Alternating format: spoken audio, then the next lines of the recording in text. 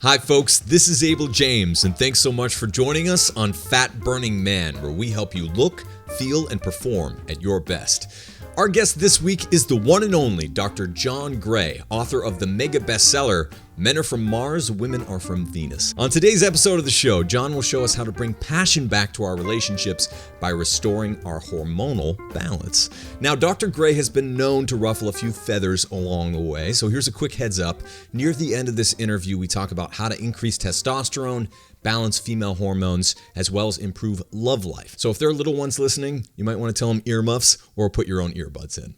Before we get to it, here's a note that just came in from one of our listeners, Michelle, shared over social media. She says, 1 year ago today, I hesitantly started the wild diet. My grandmother, who raised me and I was responsible for, passed in September, and I fell off the wagon for about a month. Started right back up and haven't stopped. I've now lost 55 pounds, and I know they will be gone forever. I feel so much better mentally and physically. I love this way of life, and I can't thank Abel and his crew enough for showing me the way. I also wanted to tell Kurt, thank you for being my inspiration. Hugs to everyone, and keep at it. Even when you do fall, get right back up. Michelle, wow, I'm looking at your picture right now, and you look decades younger. Congratulations on dropping the 55 pounds and believing, and I will definitely text Kurt to let him know. We keep in good touch.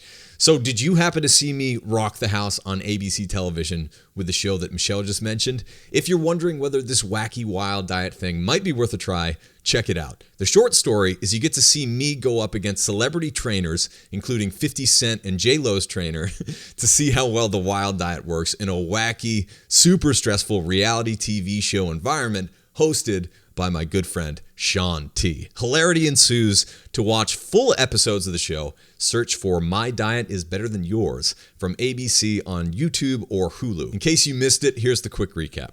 My first week as an expert coach on the ABC TV show, my contestant Kurt finished number one in the fitness competition and the weigh-in by losing 16 pounds in 7 days with my plan based on my New York Times best-selling book, The Wild Diet. By week 6 of the competition, Kurt had lost 50 pounds and his wife more than 30 by eating with him at home. After 3 months and change, Kurt shed a total of 87 pounds, 22 percentage points of body fat, and 10 plus inches off of his waist. So can you get in the best shape of your life in just a month or two? There's only one way to find out. And we'd like to show you exactly how we did it. Thousands of fat burners and real foodies from all corners of the globe turned their health around and shed 20, 50, or even more than 100 pounds with the Wild Diet. And it's taking off. The Wild Diet was named a top trend in search by Google and recently has been featured in People magazine and even Entertainment Tonight. So if you're ready to get results, grab your listener discount by typing in this special web address right now, fatburningman.com/30 days. That's the number 30, DAYS. You'll even get the 30-day meal plan featured on ABC TV, including chicken parmesan, cowboy burgers, and chocolate pudding. From any device, just type in fatburningman.com/30 days. Or if you just want to dip your toes into the wild lifestyle, you can get a free Wild Diet quick start guide and 7-day meal plans for joining my free newsletter at fatburningman.com. There are lots of little Easter eggs in there as well. All right, on to the show with Dr. John Gray. You're about to learn what the size of a man's chest says about his testosterone needs, how pesticides in food affect our hormonal balance, how fermented foods increase brain function, and much more. Let's go hang out with John. All right, folks, I am thrilled to be here this week with John Gray, PhD, who's the best-selling relationship author of all time. He is the author of over 20 books, including the New York Times #1 best-selling book of the last decade, Men Are From Mars, Women Are From Venus.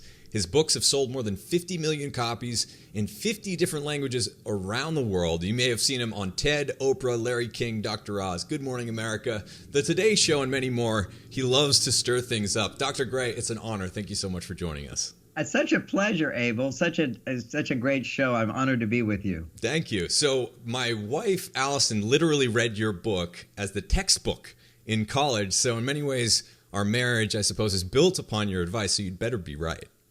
That's right. It's helped a lot of people. I'll say that. It has. So let's start here. How does the state of our romantic relationship affect our physical and mental health?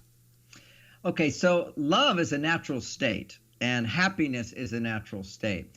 People were asked me, how does love affect your health? How does happiness, how does confidence, how does trust, how does safety, how does that affect your health? That's just normal state. That's a baby is just feeling this. What affects our health is what brings it down. We are naturally healthy. Our body's designed to be naturally healthy, and we are designed to be happy, peaceful, fulfilled, enthusiastic. And in a romantic relationship, we're designed to be passionate and loving. And this is the way we're designed. And what happens is when we get blocks to the natural design, then we have problems in our relationship, we have problems in our health, we have problems in our body. And so the bottom line here is that if you have loving relationships, your stress will be lower. And when your stress is lower, your health will increase. And if you have a healthy body, it supports a loving relationship. It's bidirectional. If you're like, let's say I gave you a pill that cured cancer. Let's imagine there was a pill that cured cancer. Every time it cured cancer, you can give that pill to somebody who's sitting in a dark room with no friends. It won't cure them. So all that good nutrition can do for us is provide the building blocks to build the house. But it's our social relationships that build the house. And social relationships is not just marriage, it's friendship, it's community, it's participation, it's work, it's reward, it's vacation, it's singing, it's connecting, it's walking, it's exercising with the planet. These are all aspects of relationship. And what I see happening a lot is people fall in love. And I'm married 31 years. I'm totally in love with my wife. I know the power of love and how great that is. That's kind of takes you to the highest, one of the highest levels of fulfillment if you can accomplish it. Most people experience a glimpse of it when they fall in love. And falling in love is actually a drug trip. That's what people have to get, is that the newness of a relationship stimulates high levels of dopamine, particularly a sexually charged newness, will stimulate literally heroin levels of dopamine in the same part of the brain as cocaine or dopamine or sugar. So it's literally like ice cream. Falling in love is like ice cream. And people often, when love doesn't last, it's kind of like they never really love that person. It's just like, I love ice cream. They love how they feel when they're with that person. And there's nothing wrong with that, but we should keep in mind that the newness will bump up these brain chemicals, and it will also bump up serotonin. Serotonin is optimism and assuredness and peacefulness and so forth, that you're going to get what you need. Well, you can always imagine you're going to get what you need if you have no history. It's only after disappointment. Oh, they're not perfect. Oh, this happened. I thought that would happen. That bumps down the serotonin back to the level of every human being is flawed and imperfect, but every human being has beautiful qualities, wonderful qualities, and part of love is embracing imperfection while also seeing the good. The old saying of the glass is half full, or is it half empty? Well, it's half empty and it's half full, and that's when you can see the fullness along with the emptiness, then you're a happy, fulfilled person. And that's what our relationships can train us to be.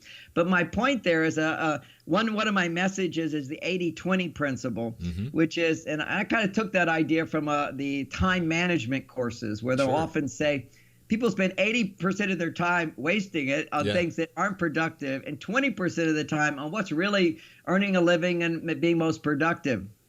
And I took that, and what I see is that people often will spend 80% of their time and energy trying to make their relationship work rather than switch it around and have a life that's providing 80% of your fulfillment, your friendships, your work, your self-love, your prayer, your personal growth, your exercise, your diet. All these things are loving yourself.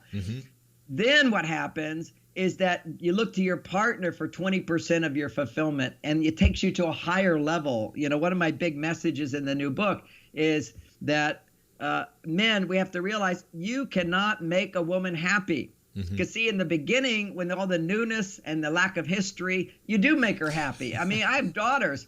The boy just calls back and they go, oh, he called. Right. What did he say? All this excitement. I mean, talk about an easy relationship. Just call her and she's happy. But that's not reality. Once they settle in, you really have to have good relationship skills in order to bring us up again and again and again. And that takes new insight and new skills to do. So that's what my work's all about. And it's been there for 40 years. I've been teaching this stuff. Every year it evolves better and better. I learn better and better skills to have a great marriage, lasting romance, great passion, and as well as healthy hormone levels. You see, we see so many women today and men with low testosterone and women with hormonal imbalance. Yeah. What's going on is their body isn't producing those hormones. It's the relationships that stimulate hormones. There's certain relationships that will stimulate higher estrogen in a woman. For example, if I take my wife on a romantic date, it will bump her estrogen up. If we're playing cards with friends, it will bump her progesterone up. So these are different types of relationships and activities that will stimulate different hormones. If my wife is, let's say there's a bear outside, my wife says, John, sit down, I'm going to go out and check out the danger. What will happen is my estrogen will go up and her testosterone will go up. And when she comes back in, I'll be saying, would you hold me? I'm still scared. And nothing's going to happen that night. But if you reverse it around and I say, okay, hold on, I'm going to go out and check. I'll do the dangerous thing.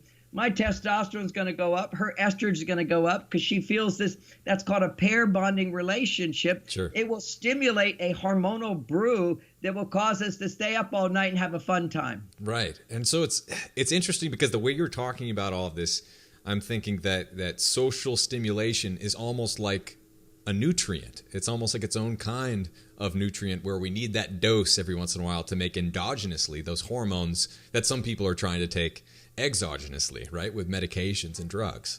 We are designed to make hormones. We've never in history taken hormones. And one of the dangers of taking hormones, certainly the synthetic hormones that doctors recommend, that doctors prescribe, they've proven now, with beyond doubt from my point of view, when I see all the research, to cause cancer. We know that's the case. And the danger for men, so many men with the low testosterone, even teenagers now with low testosterone, which is shocking. What's happening is, we have an easy fix. Go and take some testosterone creams. It'll make your body lean for a while. Then you get boobs. Your estrogen levels will go up. And then your testosterone, your actual testicles will begin to atrophy because that's their main job.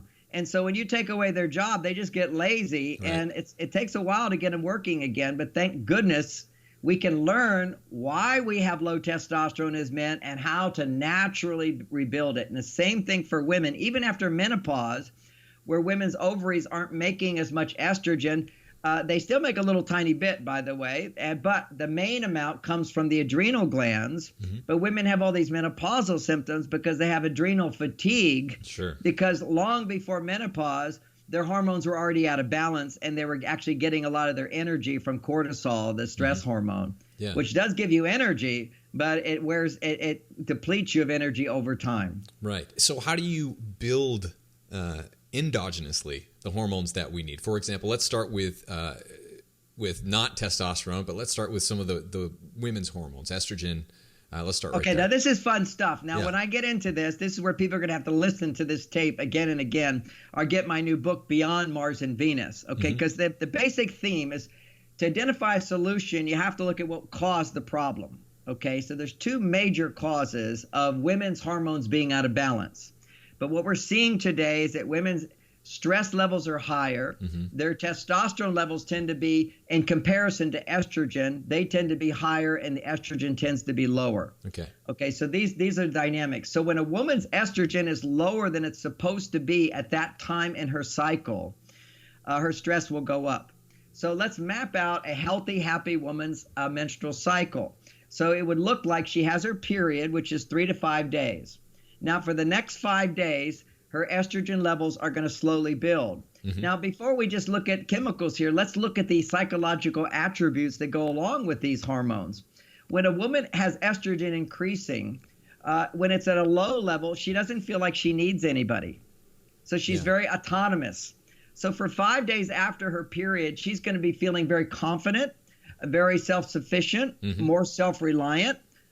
Basically, her testosterone levels, which is the independent hormone, is going to be starting to rise as well, but estrogen slowly rising together.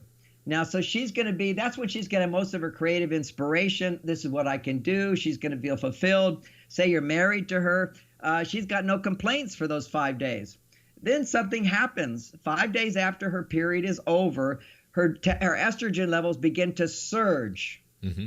They double, and they double which for ovulation to take place. Mm-hmm. Okay, so now she's going to be able to get pregnant. Ovulation occurs 10 to 11 days after her period.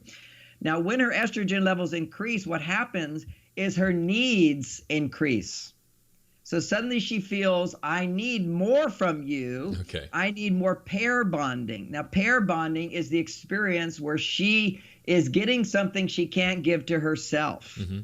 That would be attention. That would be affection. That would be touch. That would be interest. That would be romance. That would be carrying a box for her. That would be opening a door for her. That would be helping her solve a problem. That would be doing something for her that she's not doing for herself.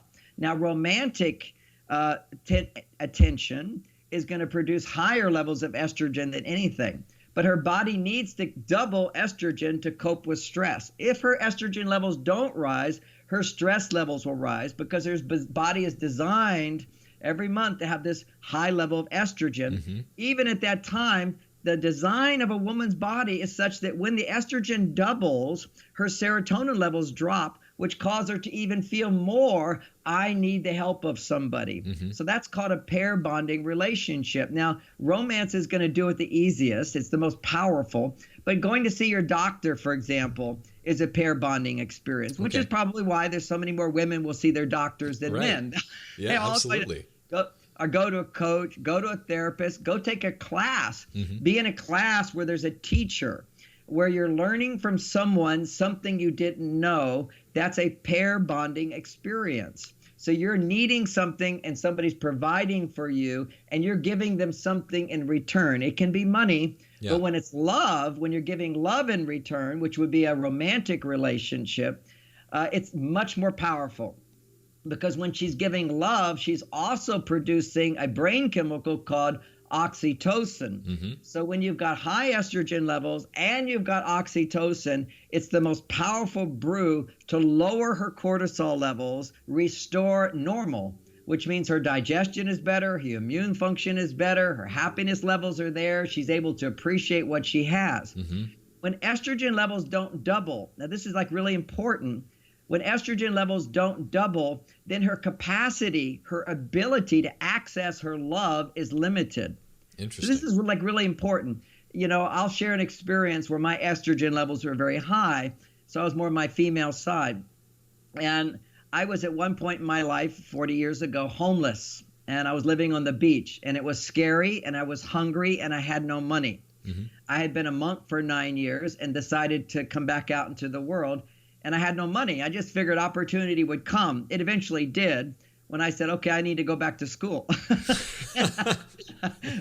but I didn't know how it was going to come. And here I ran out of money and I'm on the beaches. And so I was preaching to these homeless people. And it was very funny. I mean, it was actually scary too. But we were sitting around the fire and they wanted me to drink a beer. And they said, John, you should enjoy yourself. I said, no, I don't drink. And then they said, well, we have so much fun listening to you, but we have no idea what you're talking about. Now, that was an important lesson for me because I realized all this suffering and I'm not making a difference, So I really said, homelessness is not for me. And of course, the difference between me with these other people is I was educated and I had a family. I could ask my mother for some money to help me go back to school and so forth. So everything turned out all right. It doesn't turn out all right for them. Mm-hmm. And that's one of the sad things in our society. But moving on, to this whole dynamic. When I was hungry, I happened to bump into a friend of mine, and this is 40 years ago, and he said, just in case you need some extra money, John. Here, I didn't tell him I was broke or I was hungry and I was scared. I was too proud. And he just said, here's $50 in case you need extra money. And I'll never forget that. Yeah. And everybody has an experience where you really needed something and somebody was there for you. You never forget it. Yeah. That's because you're in touch with, I'm really hungry. I need something and somebody is there for you. And that's what women go through every month. Is their estrogen levels are supposed to double, which increases their need for love dramatically. Mm-hmm. And then they bond, and that bonding happens during those 4 or 5 days, and it will last for 28 days. Okay. So now it's going to last until the next time. It's going to last until the next time. And if she doesn't get the bonding during those 4 days, 5 days, 2 days before the ovulation, 2 days after, around that time, nothing is exact here, but those are the rough numbers. What happens is then she's going to feel like there wasn't enough pair bonding. Okay, that's when she say things like, you never take me out, you never listen to me, but I didn't get my hugs, why are you making a mess? And I do everything myself. If we would just do this, I would be happy. Because there's this place of emptiness in there, and it will last the whole month to various degrees. And what she's going to try to do is make up for it. It'd be like, oh, I didn't eat a meal, now I want to eat that meal. But guess what? For the next 18 days, pair bonding doesn't lower her stress. It's progesterone dominance. So after ovulation, progesterone is the hormone that lowers her stress, not estrogen. Yeah. She needs to have a certain amount of estrogen. So there needs to be some pair bonding, but not as much as before. She needs progesterone, and progesterone is produced by 2 types of behavior. And it's more important for one type of woman and another type of woman. But the 2 behaviors that stimulate progesterone are, one is called social bonding. And social bonding is different from pair bonding. It's where what you're getting from somebody is what you're giving them. Okay. Guys, when we're dating, there's called the friend zone. Yep. When you get into the friend zone, there's no passion. Right.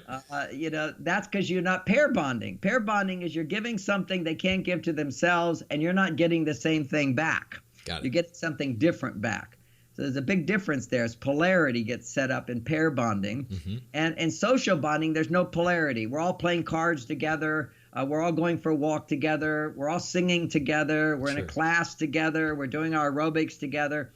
That's pair bonding activity. That's social bonding activity. Yeah. And social bonding produces progesterone.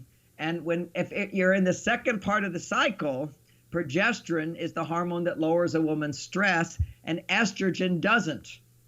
So pair bonding doesn't lower her stress. Yeah. But if she doesn't get the pair bonding during those 5 days, her brain is still looking for the pair bonding. Okay. So she keeps looking in the wrong direction in order to experience the fulfillment. And the guy is frustrated because he's sitting there trying to be rational and logical, explaining to her, we did go out on a date. We have done this. Well, you shouldn't be upset about this. Well, that's not a big deal. And why are you so needy? And all that. And when we do this as men, it's like pouring gasoline on a fire. Sure. It just gets worse.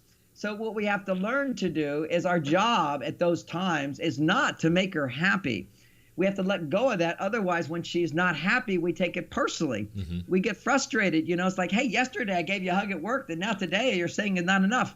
So it's this complicated mess. But when you have the understanding of the biological basis, it all makes sense. So now when she's basically, if she's upset or she wanting to talk about what's missing in the relationship and how you're working too much, or you weren't there when she needed, whatever it might be, or the problems with her coworkers, whatever it is, instead of trying to fix it, what you learn to do is realize your job is not to make her happy and solve her problems. Your job is to solve the most important problem, and that will keep your testosterone up because you're successful at it, is to create safety. This is what men have done for 1,000,000 years, okay? This is what men's job has always been with women, is to create safety. And when women feel safe, then they can make the progesterone or they can make the estrogen.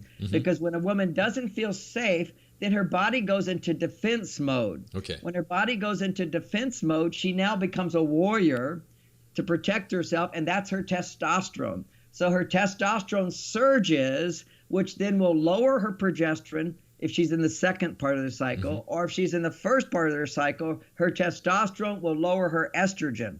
And this doesn't mean that testosterone, is not a good thing for women. It is, but too much compared to estrogen is not a good thing. Everything is balancing.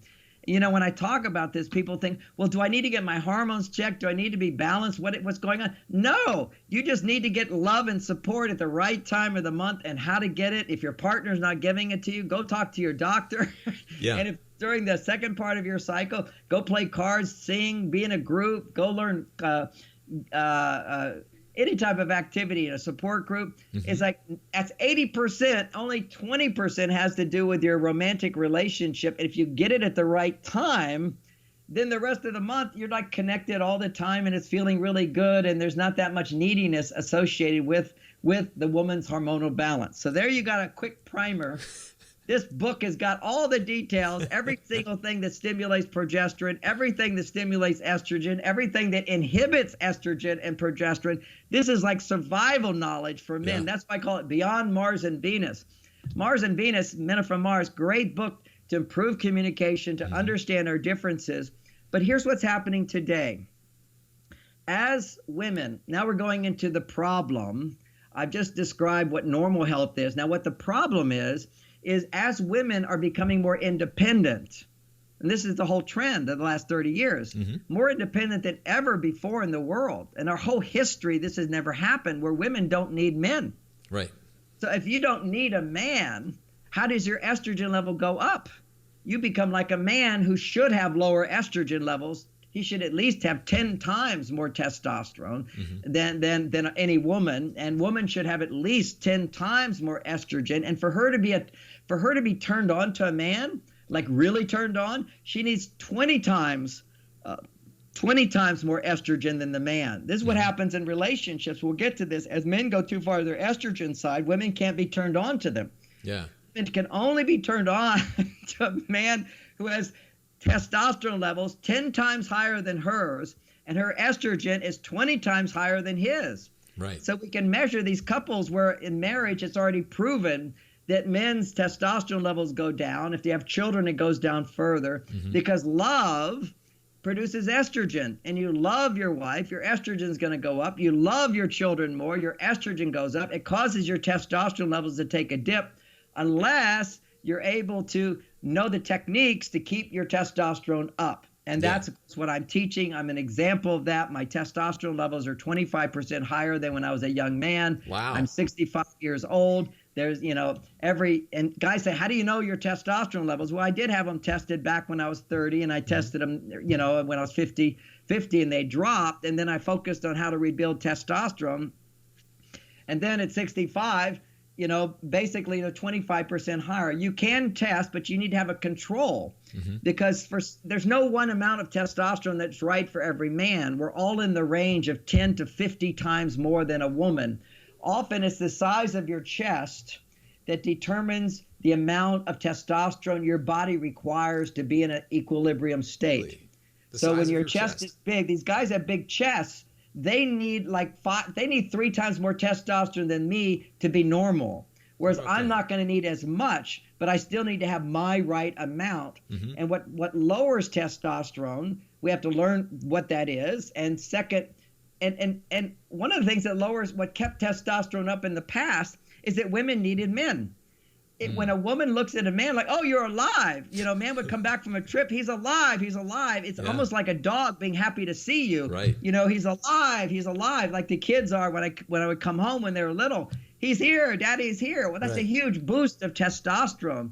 But the biggest boost is when the woman you love and you protect, appreciates you and needs you for that. Women don't need men today. Right. So where do we get our big boost of testosterone that we used to get for 1 million years? That was the big deal. And so where does it come from? Well, understanding the dilemma of women today, because they're way on their testosterone side, their independent side, what they need, and they'll tell you this, they need that. They don't, am I a man? Am I a woman? I don't even feel like a woman anymore. I feel overwhelmed. I can't turn off my brain. I'm busy doing and doing and doing. I can't relax. I can't enjoy myself. I can't sleep at night. These are all symptoms of women out of balance on their too far on their male side, which is measurable with lower estrogen levels or lower progesterone levels. Sure. So what women need in a relationship today, and the most powerful way is through the quality of your relationships, as we mentioned. An intimate relationship has extra benefits, not absolutely necessary for everybody, but it has extra benefits to bring a woman back to her vulnerability. Now, there's a lot of wonderful books written today on vulnerability. Vulnerability is what's missing in women today. And as they learn to reveal and find their vulnerable self, it's really, people always look at vulnerability as your weaknesses.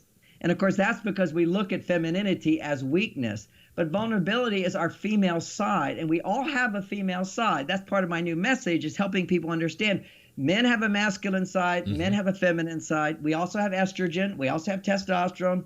Women have a masculine side. They have testosterone. They also have a female side, estrogen.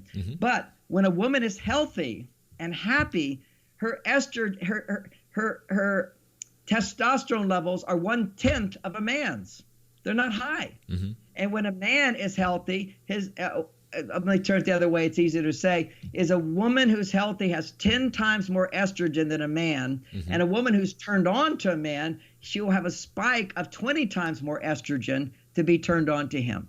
So this is where women need to have this higher estrogen, and it does surge, and they're changing all the time, but particularly during those 5 days, it's a given. She needs it, and she's not in touch with her female side. She doesn't get it. She's not even open to it. She doesn't even know what she's missing. There's a vulnerability she has to achieve to get to that place. And women today don't experience that level of vulnerability. And it's not weakness, it's need. You see, it's need. And if you look at actually the most vulnerable woman or man is the woman who is feeling happy to see you.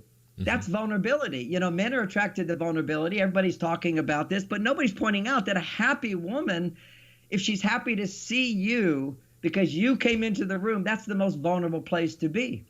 Because she's basically acknowledging, she's experiencing, I need you in my life. I mean, you're my ice cream. You're filling me up, and I'm so happy to see you. He's great. You know, it's just like in the morning, I can't believe how much my wife loves me, particularly in the morning when she's not tired after a day of work.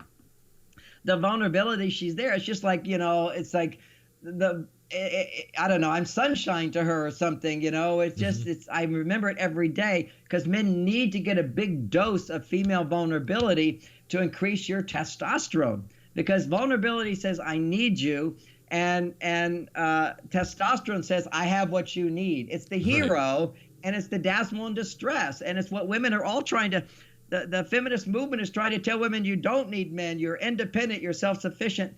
And I'm all for women expressing their independence. It's just, it has to be balanced with femininity. And ironically, it's the woman who talks about independence and glorifies independence the most that's angry at men and shut down from needing men. So she's disconnected from her own female energy. And that's where the happiness comes. My happiness comes from my female side. It's when I'm connecting, for example, with my children and my wife. You know, there's a sweetness, there's a love, there's a vulnerability there. I love my wife so much. She's so precious. I give her hugs, and it feels so, so good because I'm connecting to my female hormones. But I have strong enough testosterone so that the female hormones, as they rise, the testosterone will go down. So you have to have high testosterone for your body type so you can endure the high estrogen as it's rising and rising, you're feeling love, and it's going down, down, down. And then you feel the end to break the hug. Then you need to take time away from your family. That's why men have their work, and men have always gone away to be set to be independent. I do this myself. And Men Are From Mars, I talked about every man needs his cave. It's his place. You're no longer relating to anybody. It's my stuff. Nobody tells me what to do. It's all about I'm in control. I'm cool. It's my mess. My mess, my cleanliness, whatever, I'm in charge of it. Every man has to visit that place to rebuild his testosterone, because you can't rebuild your testosterone in the presence of love. See, love lowers testosterone, but if it's high, great, then it comes back down into balance. Here's an example of that. When the Greeks, when the soldiers would go warring as fight or flight, men's testosterone, they're all marching around, they're together, they're fighting, their testosterones are pumping off the chart. Now, you'll die if your testosterone stays that high. There's something called too high or too low. So your body wants to bring you back into balance. So they're figuring out, how do you get these guys back into balance? So when the Greek soldiers would come home, all of the unmarried women would go to the temple and have sex with the guys, and that would bring their testosterone down. They would say it would civilize them again. It would bring them back into the ability to relate, rather than having to go to an extremely detached place where you can kill somebody. Because detachment is a male quality. And the danger today is, once again, you know, too much of a good thing is not a good thing.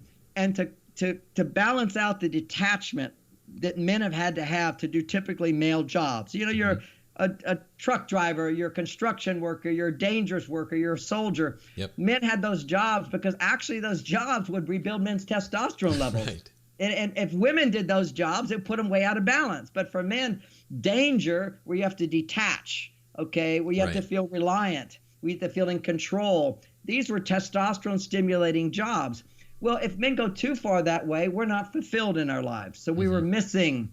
And then in the 60s, Robert Bly and various people came out and said, we got to follow our hearts, you know, the warrior's journey, opening the heart, follow your bliss. That was a big thing. Yep. That's opening up to your heart. And we, you know, your generation, you've grown up in the 60s, what we learned there. It's like, hey, I'm not just going to sacrifice my life for everybody. I'm going to have a happy life. I want to be with my children. I want to make my wife happy. I want a beautiful life and a relationship. I want win-win relationships. It's not all about just go out there and kill. So what we've done is we've left the masculine to go to the feminine, which is good, but we can easily go too far. Yeah. When you go too far, your estrogen goes up, your testosterone goes down. And that's going to be the case of any man or almost any man who has low testosterone. His estrogen has gone up too high. Now, that's the behavioral side of it, which is women on their male side need help to come back to their female side. If a man has sex with a woman who's too far on her male side, he will go to his female side.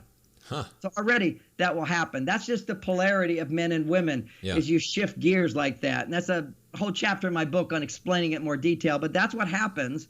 Here's an example of it. I once had, when I first realized it about 20 years ago, I had a client, and he was a very successful roofer, and like made millions of dollars, the roofing company, you know, and they put on the roofs in Hawaii, and it was really great. Sure. And then he married this beautiful woman who was incredibly confident. She took over the business and doubled the profit.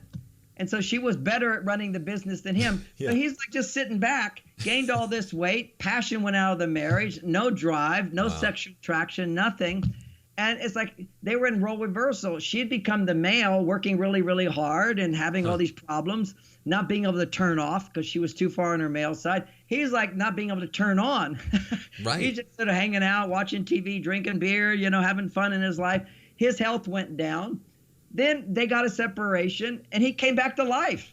First, he went through a depression. Then he had to like come back to his self-reliance. Then he had to start doing his own thing. And he started losing weight, coming back to himself, which is he needed to come back to not being dependent on her, but coming back to his self-reliant self. Yes. So what I saw is I see this dynamic is that men will start out more on their male side, but they'll shift because they love the woman so much. And when you love, you connect.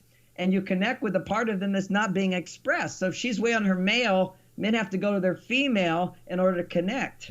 Because think about the North Pole and the South Pole of a magnet. That's attraction. They will attract. But if you have two South Poles, they will repel. And a lot of couples, if they maintain their own, you know, if a man is on his male side, he stays there. You know, I'm conditioned to be very masculine. And my wife goes to her male side. Then you've got two men at home, and they're going to repel if they're heterosexual. Now, the same thing happens is that the man, and we men deep inside need love just as much as women do. So in order to connect with her, because we want to solve her problems, make her happy and do all of that, we'll shift to our female side in order to feel the attraction to her. But then, there'll be attraction for a while, but then she will feel repelled by us because there's nothing to help bring her back to her female side. You actually keep her on her male side. So that's called polarity. So that's another dynamic. So now let's go into biological thing. I mean, your book, Wild Diet, blows my mind. It's so beautifully done. I'm going to recommend it to everybody. I love the way you communicate it. Thank you. And so what's happening today is when people eat this sort of standard American diet, I'm going to do the short version. You do it beautifully done. But they're going to be exposed to pesticides. When they're exposed to pesticides go into our body, male and female, and have the same effect. They bind to the estrogen receptor sites. So what the brain gets a message after eating a meal of pesticides or meat that has hormones in it is those hormones are estrogens, variations of estrogen. They will bind with the estrogen receptor sites. So you've just taken this hormone from outside into your body, which has never been done in history. Never. The body goes, whoa. And these toxins actually bind with estrogen receptor sites, send a message to the brain and says, you have plenty of estrogen. Yeah. So basically, when a woman has plenty of estrogen, she has just doubled it. She's at ovulation, and she basically, I got what I needed. So estrogen is I'm fully satisfied. My female side is fully satisfied, and I don't need anything. Yeah. So again, that reinforces this thing where women don't need men. Women don't need intimacy, but they get out of balance into their male side that says everybody needs me. So this is the phenomenon of women today is I'm overwhelmed because I promised to do this. They need me. They depend on me. I have to do this. My house has to be perfectly clean. I have to really good. All this sort of obsession with pleasing other people rather than what about me? And you'll hear women say this. They do everything for everybody, but they do nothing for themselves. They have no time for themselves. Right. We're in charge of our time, but they'll create a life because their brain doesn't even feel strongly. Because, when you have to go to the bathroom, you find a bathroom. Right. It's true. You feel the need for it. You go for it. I was once on a flight from New Zealand to Australia, and anyway, I was massively dehydrated, and they had no water on the plane. They didn't bring water on the plane. I was massively dehydrated. And when I got off the plane, there was this huge immigration in Australia. It could have been like 45 minutes to get through. So I went to security and said, I'm dehydrated. Give me water. And they said, well, you can get water when you get through. I said, no, I need water now. And they said, no, you can't have it. No. I said, no, I'm dehydrated. No water on the plane. I want water now, right now. Get me water. And they had to bring the police over, and the police said, go get in line. I said, no, you don't understand. I'm dehydrated. Yeah. Give me water now. And so then they all went, we're afraid of being sued. And they brought in all these people. They put me in front of the line. Took me through. They gave me water. When you really need it, you get it. Yeah. So anyway, it's a fun story to remember the idea. Right. But the whole dynamic here is that women are not feeling their need, their vulnerability. They can become demanding, but it doesn't come from this place of first loving first. You see, when you really need, you want to give a lot of love to get what you need. Oh, I really need, you anticipate, oh, here's someone I can get love from. You immediately give them a lot of love because you're feeling that need and you're able to trust.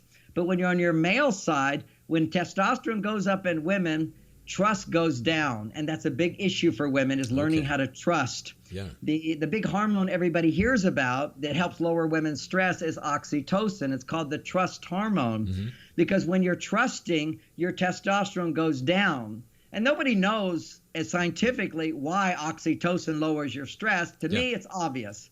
Is that when you're trusting someone, you don't have to protect yourself, right? Yeah. So you're trusting, oxytocin gets produced, you don't have to protect yourself, so your sword comes down. And when testosterone is your sword, independence, I'll do it myself. When testosterone goes down, testosterone allows estrogen to rise. Estrogen cannot go up if testosterone is high. Okay. So that's the amazing thing about all this is oxytocin, the function of oxytocin in the brain is to lower your testosterone so your estrogen can go up. And all of these romantic skills that I teach men how to listen and how to show affection and how to compliment, all these things that women need stimulate oxytocin. And they need it way more than ever before because they're so far on their testosterone side. Yeah. When women complain today to me as a therapist, if I was their grandmother, I'd be saying, what are you complaining about? You live in Mill Valley. Are you kidding? What do you got to complain about? This is a first world country. You got nothing to complain about.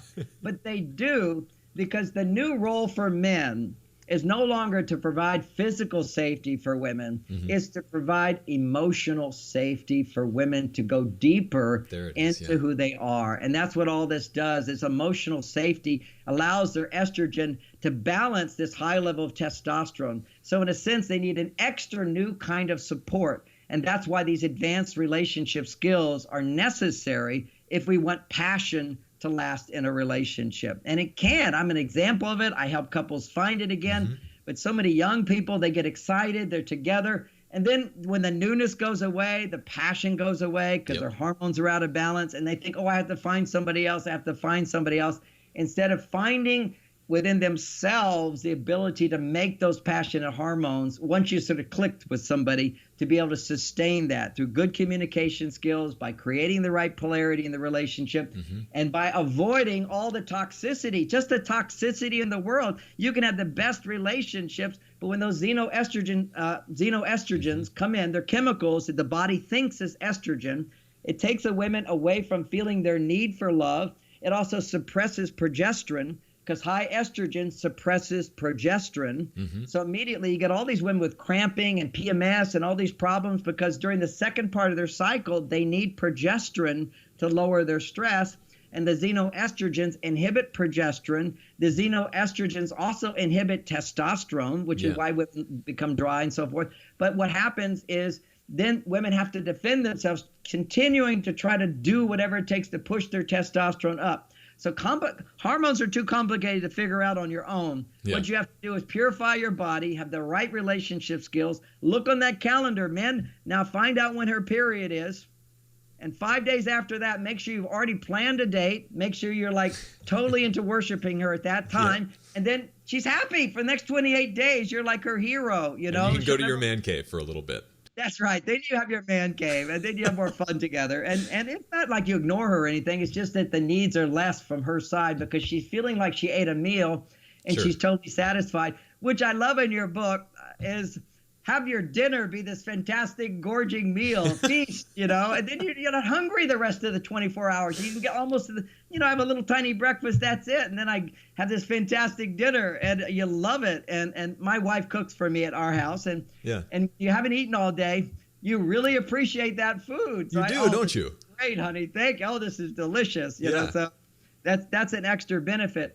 So now let's go further, which is how do you make those hormones? Okay, so this is the most amazing thing. We have a dilemma today, is that when your brain is stressed, okay, and you have cortisol levels being produced, okay, so let's say you're stressed. People experience stress today. So you're experiencing stress. When you're stressed, your cortisol levels are elevated. When that happens, you can't digest your food. Even if you have a healthy diet, this is the thing. Even if you have a healthy diet, you can't digest your proteins. And you have to be able to digest your proteins fully in order to create peptides, amino acid peptides that will make dopamine and make serotonin. So if you can't digest your food, and you can't fully digest it when you're under stress, you really are not going to be able to enjoy your relationship in your life. In addition, on another physical level, when you have stress, when your cortisol levels are elevated, blood flow stops to the prefrontal cortex and primarily goes to the back of the brain. And the back of the brain is where we have our instinctive reactions. If you're loving to me, I love you. If you're mean to me, I'm mean to you. Everything is an argument. If you have a complaint, I've got two. And this is where couples get into this back and forth, and they're not really hearing another point of view and wanting to go deeper in it. You cannot change your conditioning of 1,000 years, because every generation, the conditioning our parents have goes into their children. And this is an amazing evolutionary study they've done, which is that if you condition an animal, for example, to be afraid of snakes, then the baby will be afraid of snakes, or be afraid of fire, or be afraid of a certain sound. You know, you have a sound playing, and in Pincham, their baby, when you play the sound, will have the same conditioning. So conditioning goes down generations in this sort of subconscious and unconscious part of our brains. But we do have this prefrontal cortex, which is free of conditioning, where we're able to look at ourselves. That's the whole point of therapy, is to reflect back on what we're feeling and recognize that many of our negative emotions, if not all, are based on an irrational belief system. We're not seeing the whole picture. So only this conscious brain here can reflect back and change a belief, change something. And literally, it's often just being in touch, and it sort of starts to adjust, and you realize these emotions really have to do with unresolved issues of the past and nothing to do with right now. So that's a whole big talk on therapy. But the bottom line there is it's this part of the brain which allows us to actually hear another point of view. And when we're under fight or flight, we can't. You can't. Biologically, you don't have blood flow going here. So to continue talking, once you're raising your voice, once you're getting defensive, once you're getting, you know, an argument back to their argument, once you're not feeling loving and heartfelt and trusting and open and grateful, if you're not feeling those healthy feelings, then you're not here. And if you're not here, you're only going to stimulate not here in your partner. So whenever my wife and I start to get in some of those little things, if I'm not staying cool, calm, and collected, she can be anywhere she wants in her brain. But if I'm up here, It holds everything together. Yeah. And at a certain point, if I get defensive, then I just say to her, I hear you. And that says a lot. It means we agreed. I hear you means I've done my very best to take in everything. I'm starting to get defensive. So Nice. exploring this again and again isn't going to help. So now let me walk away and I'll think about it. And I'm going to come back and be more loving. Boom. No arguments, no fights anymore. Wow. Took 20 years to figure that one out. and to get her to buy into it. Because women are, no, tell me what you're feeling. Tell me what you think. Get it all out. Sure. Because if you get it all out, say whatever you think and feel, what happens is as long as somebody is not resisting you, your estrogen levels go really high. Okay. And for women, that lowers their stress. Blood flow goes to the front part of their brain, and now they can appreciate the good in you. So, but for men, if you express everything you feel and you're upset, and a woman goes, yes, tell me more, tell me more, tell me more, she's going to be like a mother. She'll lose her passion for you. But even more importantly, it's because your estrogen will go up. Now, when a man talks to another man about what's going on, about something else, his testosterone stays up because he's relating with a man who's going, yeah, I know. That's testosterone, men agreeing with each other. Yeah. And his estrogen can go up, but it won't go too high because he's grounded in his masculinity. When you get upset with your wife, she's going to be moving over to her male side because she now has to defend herself. So these are like really important skills that are just amazing to help make sense of the craziness that goes on in relationships. So we're coming back. I know our time's actually up, but I know the big question is how you increase testosterone. Yeah. So lowering stress does it. So now I'm going to have to just do a short, quick thing. Yeah. The number one stress-reducing brain chemical in the brain for both men and women is GABA. Okay, if you're not making GABA, GABA is when you're singing and you're dancing and you're naked and you're loving the moment. You're in the present. You're not in the past. The past isn't bothering you. You're right here. It just, that's GABA. It's blissful. It's loving. It's present. There's no worries. And if you're not making GABA, your brain's making glutamate. That's it. Glutamine, the peptide, turns either to GABA or glutamate, depending. Are you stressed or you're not stressed? The mineral that makes GABA that everybody's deficient in to various degrees, if you're stressed, you don't have enough lithium in your brain. It only takes 5 milligrams of elemental lithium in order to fulfill that need in the brain. And it's now been shown to prevent dementia, Alzheimer's, all these new articles coming out in cities where the water has naturally more lithium. There's no violence. There's no therapy. There's no marriage counseling. You can see it. This is this. If you want to add something to the water, add lithium, but you don't have to. It's the cheapest mineral you can buy online, lithium orotate. So at mymarsvenus.com, I explain all of the cofactors necessary to make lithium work, because you have to make sure you have some iodine, you need magnesium and potassium, you need vitamin D, and you need vitamin K, and something happens. And every 1,000 times a second, lithium is being used up in the brain, balancing those 5 things I just said. And when you're happy, you're using up lithium. When you eat sugar, you're using up lithium. Anytime anything makes you feel good, you're using up lithium. And intensity of feeling good, like falling in love, you use it up even faster. So lithium deficiency, all kids with brain problems, ADD, everything have no lithium in their blood. They've used it up. And the reason you know you have too much estrogen is if you feel anxiety or anger.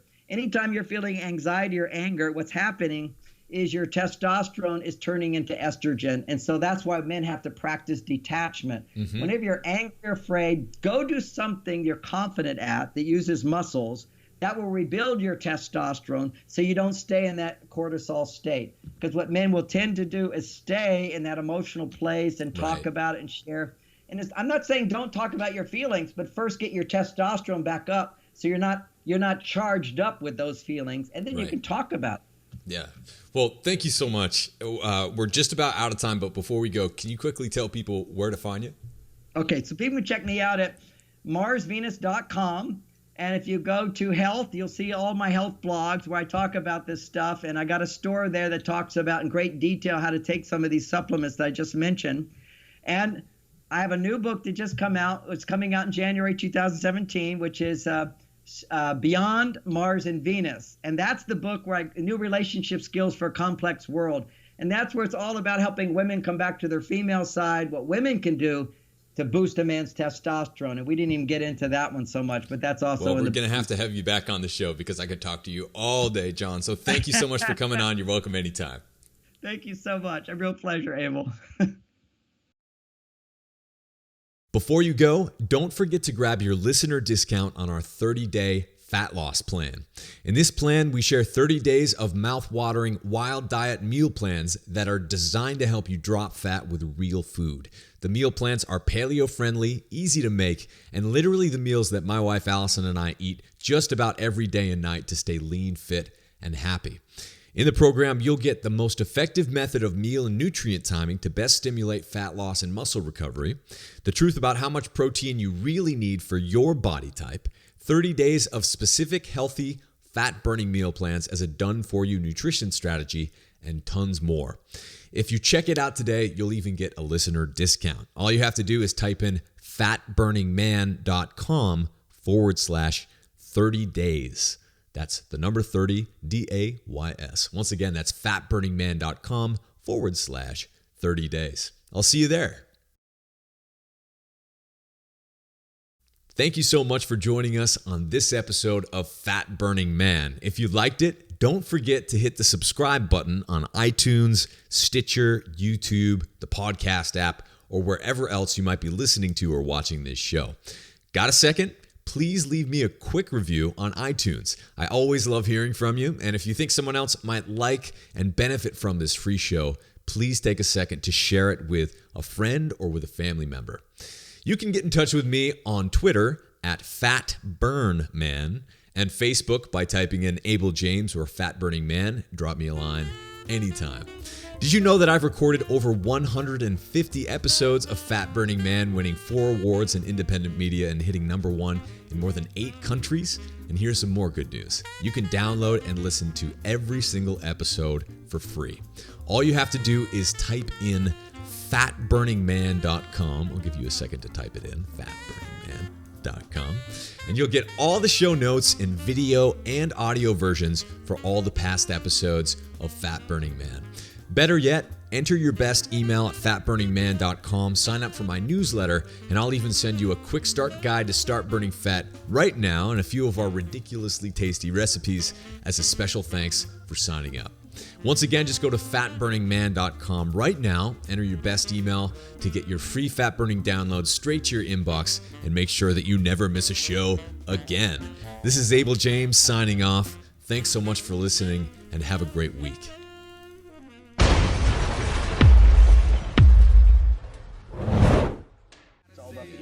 Take your shirt off. Sure. It's your selfie, and it's not about the application of that towards something else. And again, I think sometimes it gets confusing because gymnastics is a sport, Olympic lifting is a sport, and powerlifting is a sport. But we've forgotten why we're using those tenets